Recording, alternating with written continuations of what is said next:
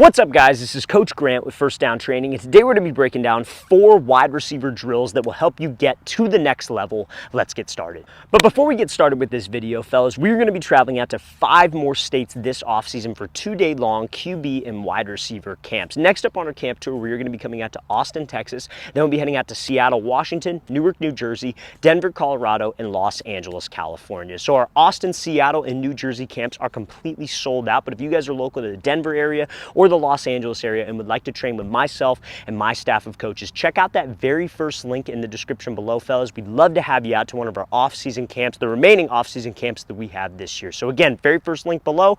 Let's get started with this video. All right, guys, so how this video is going to go down is I'm going to explain a skill that they're going to be looking for in wide receivers at the next level, and then I'm going to give you a drill to work on that specific skill, okay? So now, the first thing that I want to talk about is speed. I think speed is one of those things that you got to have as a wide receiver. I'm not saying you need to be the fastest player on the field, but you got to bring something to the table speed-wise, okay? Every single snap, especially the next level, I don't care what level it is either. It could be NAIA, it could be D3, D2, D1, whatever it is, you're going to be lining up against a DB who probably has some speed. You see it every year at the combine. DBs are the fastest guys there. So as a wide receiver, you need some speed. You don't need to even be faster than the DB because he's playing at a disadvantage. He's starting with his back turn and he's in a back pedal. So we should have the advantage automatically, but you cannot be slow, especially if you're on the undersized side of things. So what does speed come from? Speed comes from a few things. Like I'm sure everybody knows, like obviously your running form, that's important. Everybody knows that, you know, running with sleds, running up hills, training with resistance is going to help your speed. But something that a lot of athletes neglect is exercises that will improve their fast twitch muscle fibers. So every single athlete has 2 types of muscle fibers, right? You have fast twitch fibers and then you have slow twitch fibers. Slow twitch fibers are what, you know, like soccer players use, for example, like because they're always jogging, they're kind of conserving energy, they need to last longer. Those are slow twitch. Fast twitch are what like 100-meter track runners use. If we run a 40-yard dash,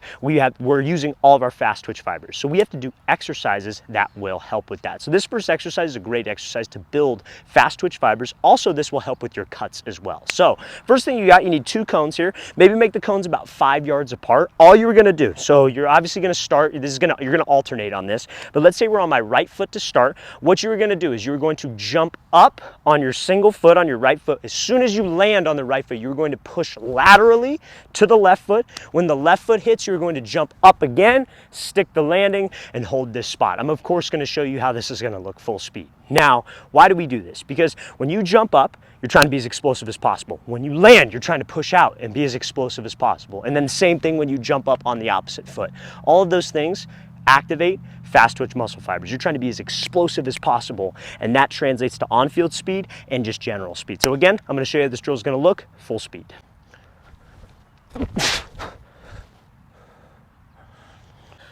All right, guys, so the second thing that I want to talk about that a college coach is going to look for wide receivers nowadays, especially with the different types of offenses that are being introduced nowadays. Well, not different types of offenses, they've always been there, but the more popular air raid spread system where they're throwing the ball more often, wide receivers are going to be getting a lot more of one-on-one opportunities. So what do you think is important there? Besides speed, your route running. You have to be able to run good routes. You have to be able to separate, especially like, let's say you're a guy who dominated high school ball, great athlete, physical, big dude. You get to the next level, you're going to be going up against guys just as big as you, just as fast, have just as much football IQ. How are you going to separate yourself? Literally and figuratively, your route running. That is what's going to get you open, but keep you open, okay? So this next drill is going to help you with that because everybody knows with route running, there's maybe 2 general concepts that I like to work with every single wide receiver that we come across. Number 1, selling vertical. There are many different facets of selling vertical, but that's the most important thing. If you can get a DB to backpedal fast, open up his hips and run because you are selling your route correctly, that's the first step to getting separation. So we got to run hard. We have to run full stride. We can't raise up and run super tall because that gives the route away, obviously. He's expecting a break when you do those things. But now the second part that not enough people work on is the ability to change direction. So this drill is going to help you guys with routes like a comeback, a curl, a dig, where you have to drop your hips. So this is a simple drill. You need 5 yards of space for this, guys. You can do this in your room even, so there is no excuse to not do a drill similar to this, okay? So I call this a high knee drop. So pretty much what you're doing, you're coming out here. Like I said, 2 cones about 5 yards apart. You're gonna be doing just basic high knees. I'm of course gonna show you how this will look full speed, but you're going high knees, and as soon as you get to the cone, we are gonna change levels and go violent hip drop. And you're gonna sit your butt down and almost try to touch your chin chin to your knee. You're not gonna get super low to where you can't move. You're gonna be like, almost like a parallel, slightly below parallel spot. Now, why do we drop violently? Because that's how you change direction while you're selling fade. When you're selling fade on a route, you are not slowly sinking your hips because you are not going to make a fast enough break. When you have all that speed going into the break point and then you start to slow yourself down and sink your hips, beat the drum, that's just enough time, plenty of time for a DB to be able to react. But a violent drop and you get to that same low position that's going to slow you down, but you do it faster, that is what gets you out of the break and will get you separation. So I'm going to show you this drill is going to look full speed. You could do this maybe, I would say, 8 reps of this on not even necessarily each side. You just need to break 8 times.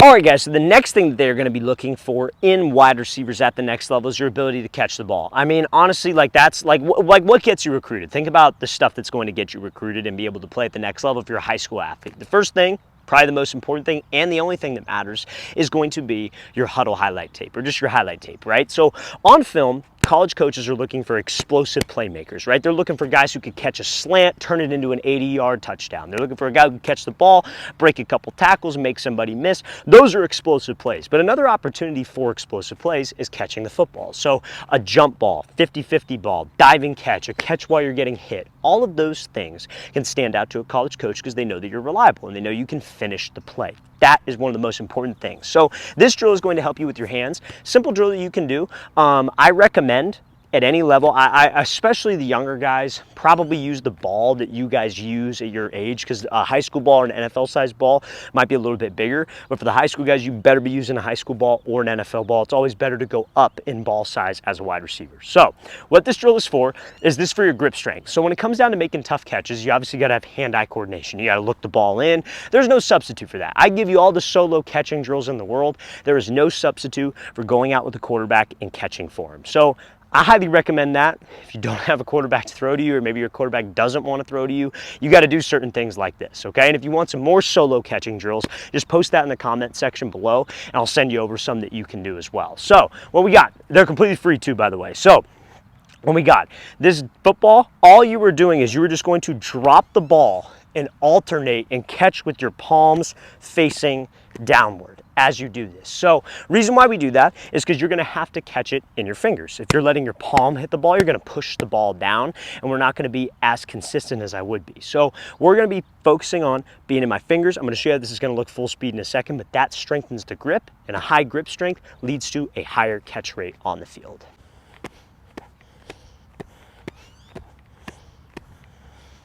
All right, guys, so the next thing that a college coach is going to look for in a wide receiver at the next level is going to be their ability to beat press. So I think so many younger wide receivers neglect press coverage work because they don't see it that often, right? Like I know this, guys, I used to coach at a high school.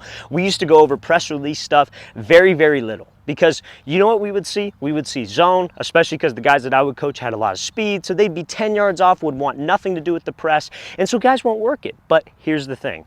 Your film matters. Obviously, you need to make explosive plays. You need to make big plays. You need to catch touchdowns. All that stuff matters on film. But like, let's say you're a guy and maybe you're in an offense that doesn't pass the ball a whole lot. But you got some kind of film. They know you can play. And so you go to a college camp. What do they do at every single college camp? They do one-on-ones, right? What do they do in every single college practice? They go one-on-ones, because in college, those DBs will play press coverage. So you need to learn how to actually beat that press coverage look, how to attack certain press coverage looks, and how to just be more consistent off the line. That's the name of the game, what you have to be able to do. So do not neglect it if you're a younger guy. So what can you do to work on your press releases? We get a million questions about this. Hey, coach, how do I work on this release? How do I work on that? Do you have any press release drills? And there are a million different drills that I could give you, but nothing substitutes working your routes against specific DB looks and working your releases and working on just the release, doing game realistic things, right? So let's say, for example, I like using this is probably one of my favorite releases. I like using a wide step release, right? So there's not really a drill There are, but like there are those drills that would work on the wide step work on pretty much every single type of cut that you can do. What's going to get you better at this release is actually working this release. So maybe what I do, and this is what I do with all my wide receivers, like let's say we're having a training session, what we'll do is we'll start out with some everyday drills, similar drills to what we went over already in this video. We'll work a press release, we'll work a top of the route move, and then we'll try to put it all together with a full route, right? So with the press releases, I don't do any like complicated, crazy stuff. We're just working on the technique of the release and repping it out over and over again. The everyday drills that we do will translate to this type of release. So what I'll do, like literally this is exactly how we work our sessions. I'll have a cone set up, I'll have it act as an outside shade DB. If we have DBs, I'll have DBs do it, and I'll just have them work the release and work on getting up into the route after the release, because the only way you get better at a skill is by repping it out. So I highly recommend with your releases, fellas, you don't need to practice all of them either. You look at the best route runners. They have maybe about 5 to 6 releases that they like, that they use over and over and over again. They could build though, so they're not predictable. They don't do 5 different things. They do maybe 3 things that all kind of build into different things that look similar, so DBs can't predict it, right? That's how you get dangerous off the line. And honestly, fellas, it's about working those releases a million times so you get comfortable with it. Yes, everyday drills can help. Drills got to be realistic, and you got to put yourself in game realistic situations. All right, fellas, I really want to thank you for watching. I really appreciate it. If you have any questions at all, don't hesitate to leave those in the comment section below. We always appreciate the feedback. It's always great to hear from you guys. And again, fellas, if you would like to come out and train with us in Denver, Colorado, or Los Angeles, California, check out that very first link in the description below. We'd love to have you out. And also, if you are a QB or wide receiver coach, we are having coaching clinics in the month of July, 2-day long coaching clinics. So again, very first link in that description below is where you can find that information as well. I'll see you guys next time.